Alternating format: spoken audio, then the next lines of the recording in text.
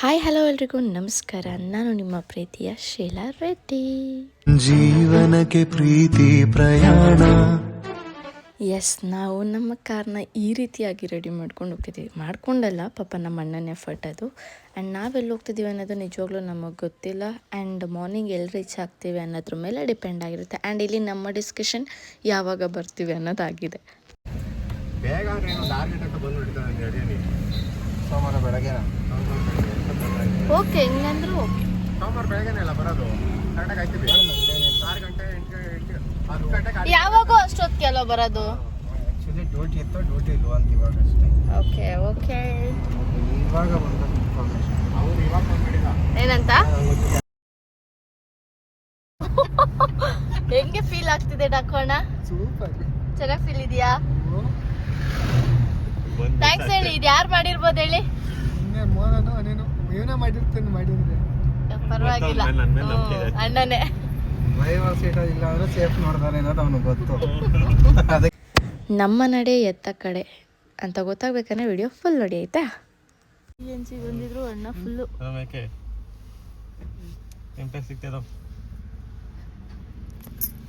ಅಣ್ಣ umpire hotel ಡಕೋಣ.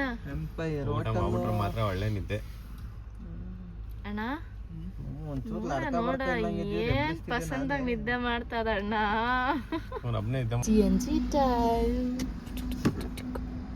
Time 12 ಮೇಲೆ ಆಗಿದೆ. ಇಲ್ಲಿ ಹುಲಿಯೂರು ಬಿಟ್ಟ ಮೇಲೆ ನಮಗಿದ್ದು, ಸಾರಿ ಯಡಿಯೂರು, ನಾಟ್ ಹುಲಿಯೂರು, ಇಲ್ಲಿ ಊಟ ಸಿಕ್ಕಿದೆ. ಈಗ ಊಟ ಮಾಡಿ ಬೆಳಿಗೋ.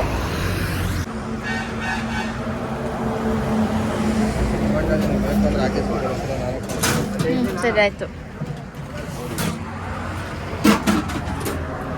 ಇದಾಯ್ತು. ಇವಾಗ ಟ್ರಾವೆಲಿಂಗಿಗೆ ಅಲ್ಲಿ ಅವ್ರ ಕೈಯಲ್ಲಿ ಬೋಟಿ, ಸ್ಪ್ರೈಟು ಎಲ್ಲ ರನ್ನಿಂಗ್. ಸ್ನ್ಯಾಕ್ಸ್ ರೆಡಿ ಅಣ್ಣ. ಸ್ಪ್ರೈಟು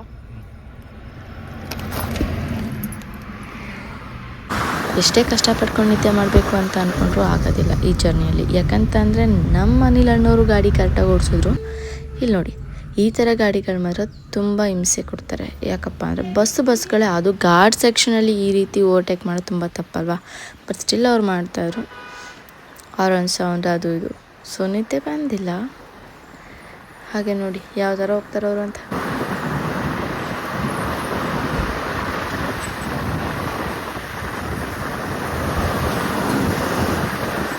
ಕರೆಕ್ಟಾಗಿ ನಾವು 1 hour 25 minutes ಮ್ಯಾಪು.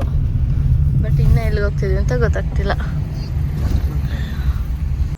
ಈ ಒಂದು ಪೆಟ್ರೋಲ್ ಬಂಕ್ ಹತ್ರ ಬಂದು ನಿಂತು ಹತ್ತತ್ರ ಒಂದು 10-15 ನಿಮಿಷ ಆಯಿತು. ಅದಾದಮೇಲೆ ನಮ್ಮ ಮನೆ ಅಣ್ಣವರು ಹೋಗಿ ತುಂಬ ನಿದ್ದೆ ಬಂತು.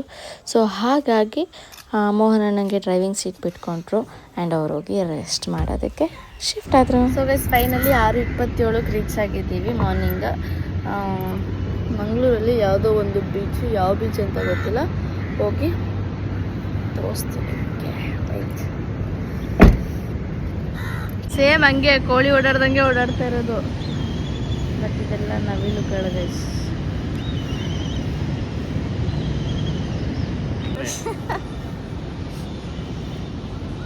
ಬೆಳಗ್ಗೆ ಅದು.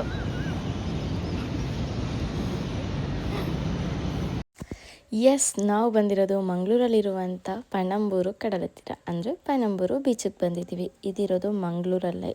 ಆ್ಯಂಡ್ ಇದನ್ನು ನಾನು ಫಸ್ಟ್ ಟೈಮ್ ನೋಡ್ತಿದ್ದೀನಿ. ಆ್ಯಂಡ್ ನೀವು ಕೂಡ ಬನ್ನಿ. ಆಚೆ ಹೋಗಿ ವಿಡಿಯೋ ಮಾಡೋದು ಫೇಕ್ ಅಂತ ಹೇಳ್ತೀರಾ ಅಂತೇಳಿ ನಾನು ಹಿಂಗೆ ಮಾಡ್ತಾ ಇರೋದು. ಸೀರಿಯಸ್ಲಿ ರೆಸ್ಟ್ ರೂಮ್ ಅಷ್ಟು ಕ್ಲೀನಾಗಿಲ್ಲ ನೋಡಿ. ಸ್ಟಾರ್ಟಿಂಗ್ ಇದೆ ನೋಡಿ, ಬೇಜಾರಾಯಿತು. ಕಾಸು ಇಸ್ಕೊಳ್ತಾರೆ ಒಳಗಡೆ ಬರಬೇಕಾದ್ರೆ. ಅಟ್ಲೀಸ್ಟ್ ಕ್ಲೀನ್ನೆಸ್ ಮೇಂಟೈನ್ ಮಾಡಬೇಕಲ್ಲ, ಕ್ಲೀನರು ಮಾಡಿಸ್ಬೇಕಲ್ವಾ. ಚೆನ್ನಾಗಿದೆ ಅಲ್ಲ? ನೀವು ನನ್ನ ಜೊತೆ ನೋಡಿ ಅಂತ ವಿಡಿಯೋ ಮಾಡ್ತಾ ಇದ್ದೀನಿ ಇದನ್ನು. ಟೈಮು 6:30 7 ಗಂಟೆ ಒಳಗಡೆ. ಈ ಒಂದು ಸಡಿಲಿಗೆಲ್ಲ ಮಾಡ್ಕೊಳ್ತಿದ್ದಾರೆ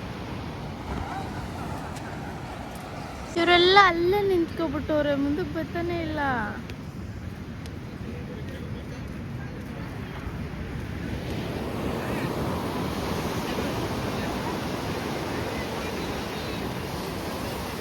ಗೈಸ್, ಮೊದಲನೇ ಸಮುದ್ರದಲ್ಲಿ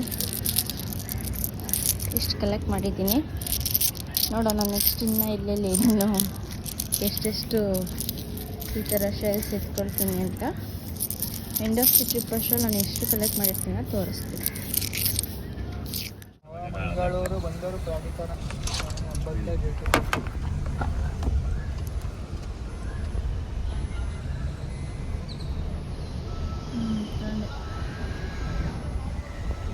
ನನಗೆ ಗೊತ್ತಾಗಿದ್ದು ಹೊಸ ವಿಷಯ ಏನಪ್ಪ ಅಂತ ಅಂದರೆ ಎಲ್ಲದೂ ಇಲ್ಲಿಂದನೇ, ಅಂದರೆ ನಯಾರ, ಇಂಡಿಯನ್ ಅದೆಲ್ಲ ಪೆಟ್ರೋಲ್ಸ್ ಏನಿದೆ ಅದು ಇಲ್ಲಿಂದನೇ ಸಪ್ಲೈ ಆಗೋದು ಅಂತ ಇಲ್ಲಿಗೆ ಬಂದಮೇಲೆ ಗೊತ್ತಾಗಿದ್ದು. ಮುಂದೆ ನೋಡಲ್ಲಿ ಜಮಾನುದ್ದು.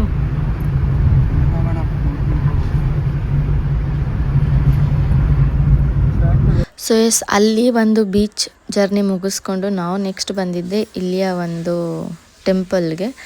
ನಾವು ಅಂದ್ಕೊಂಡು ಇದು ಕೊರಗಜ್ಜನ ಆದಿಸ್ಥಳ ಅಂತೇಳಿ ಬಂದಿದ್ದೆ ಆಯಿತಾ.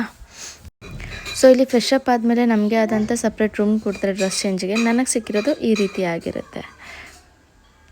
ನಾನು ಡ್ರೆಸ್ ಚೇಂಜ್ ಮಾಡ್ಕೊಂಡು ಬಂದು 10 ನಿಮಿಷದಿಂದ ಇಲ್ಲೇ ಆಚೆಗಡೆನೇ ಕೂತಿದ್ದೀನಿ. ಅವ್ರು ನಾನೆಲ್ಲ ಬಿಟ್ಟವ್ರೆ. ಐ ಮಾರ್ಟೆಡ್.